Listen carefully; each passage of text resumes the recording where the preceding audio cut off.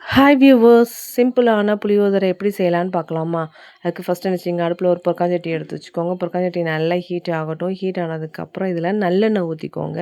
நல்லெண்ணெய் ஊற்றி நல்லா ஹீட் ஆனதுக்கப்புறம் கடுகு, வரமிளகா, கருவேப்பிலை இதெல்லாம் போட்டு என்ன செஞ்சுக்கோங்க அப்படின்னா நல்லா வதக்கிக்கோங்க. ஃபஸ்ட்டு அது நல்லா மிளகாய் ஆகட்டும், ஃப்ரை ஆகட்டும். இது கூட காயை ஆட் பண்ணிக்கோங்க. அதுக்கப்புறம் மஞ்சத்தூளும் என்ன செஞ்சுக்கோங்க ஆட் பண்ணி நல்லா என்ன செய்யுங்க மிக்ஸ் பண்ணி விடுங்க.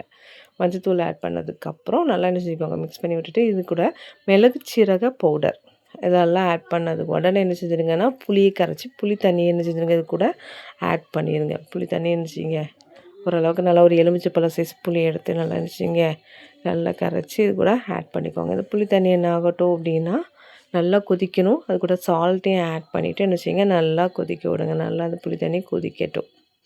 புளி தண்ணி கொதித்ததுக்கப்புறம் நம்ம என்ன செய்கிறோம் அப்படின்னா நம்ம வச்சுருக்க ரைஸ் இது கூட ஆட் பண்ணி நல்லா மிக்ஸ் பண்ணி விடுங்க. நல்லா என்ன ஆகணும் அப்படின்னா அந்த புளியோதரைக்குள்ளே அந்த தண்ணி கூட நல்லா என்ன ஆயிடணும் ரைஸும் மிக்ஸ் ஆகிடணும். நல்லா மிக்ஸ் ஆகி பார்த்தீங்கன்னா டேஸ்டியான சிம்பிளான புளியோதரை ரெடி. கண்டிப்பாக வீட்டில் ட்ரை பண்ணி பாருங்கள். ட்ரை பண்ணி பார்த்துட்டு எப்படி டேஸ்ட் இருந்ததுன்னு கமெண்ட் பண்ணிடுங்க, ஷேர் பண்ணிடுங்க, லைக் பண்ணிடுங்க, சப்ஸ்கிரைப் பண்ணிடுங்க. தேங்க்யூ.